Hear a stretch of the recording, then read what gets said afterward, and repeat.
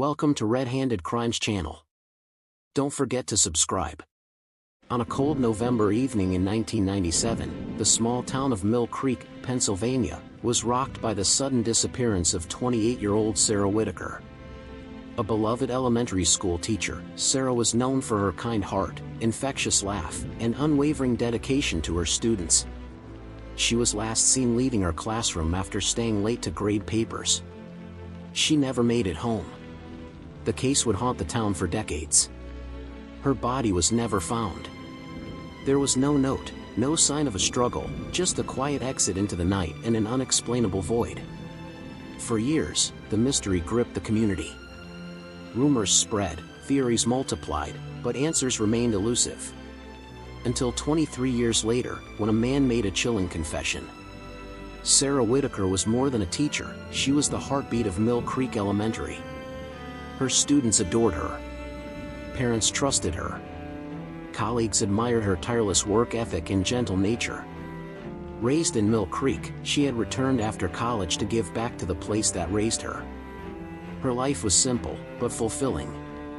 She lived alone in a modest townhouse, spent weekends visiting her elderly mother, and spent evenings curled up with a book or watching reruns of old sitcoms. She wasn't dating anyone seriously, though her friends encouraged her to get back out there. So when Sarah didn't show up for work on the morning of November 10, 1997, alarm bells rang immediately. A welfare check was called in. Her car was still in the school parking lot.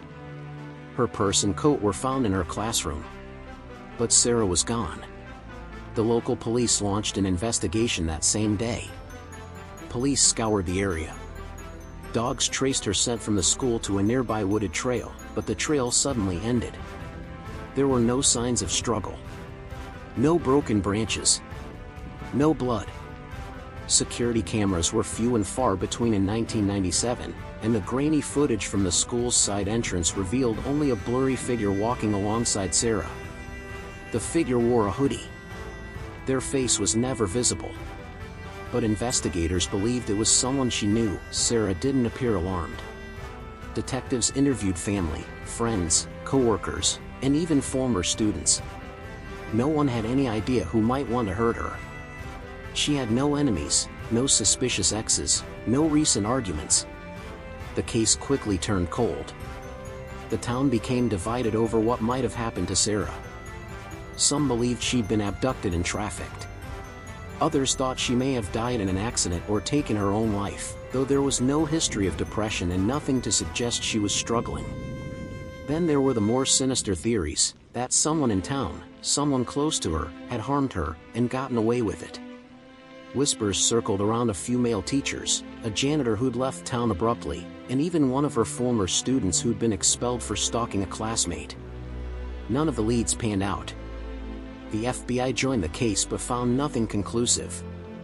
Sarah's mother died in 2012, still hoping her daughter would one day walk through the door.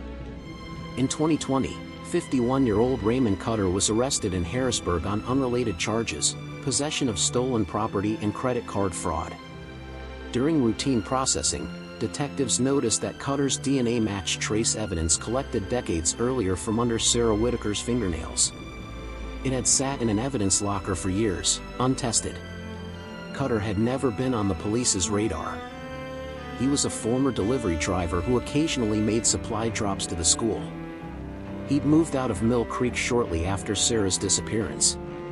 When confronted with the DNA match, Cutter's demeanor changed. He initially denied everything. Then, after 48 hours in custody, he broke down. "She was kind to me," he said. "But I panicked." According to Cutter's confession, he'd run into Sarah by chance that night.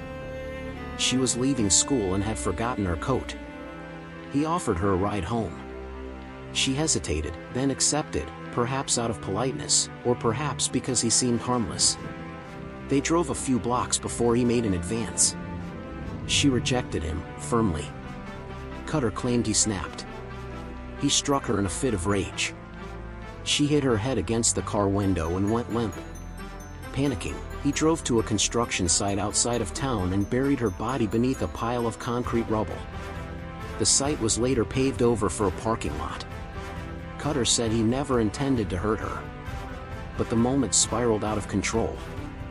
He'd lived with the guilt for years, tormented by nightmares and the fear of being found out. Despite having no body, Cutter's confession, the DNA evidence, and details only the killer could know were enough to charge and convict him. In 2021, Raymond Cutter was sentenced to life in prison without the possibility of parole. The courtroom was packed with Sarah's former students, now adults. Some wept. Some simply stared. All felt the weight of the moment. A memorial service was held at Mill Creek Elementary. A plaque was placed outside her former classroom. Though her remains were never recovered, her loved ones finally had an answer. And her community, after decades of grief, found a measure of peace. Today, the case of Sarah Whitaker serves as a sobering reminder of how quickly life can change, and how even the most seemingly unsolvable mysteries can find resolution. Sarah's story sparked renewed interest in missing persons cold cases nationwide. And her former students, some of whom became teachers themselves, continue to share stories of the woman who taught them not just math or grammar, but compassion. Her body may never be found, but her legacy was never lost. Thanks for watching. Don't forget to subscribe.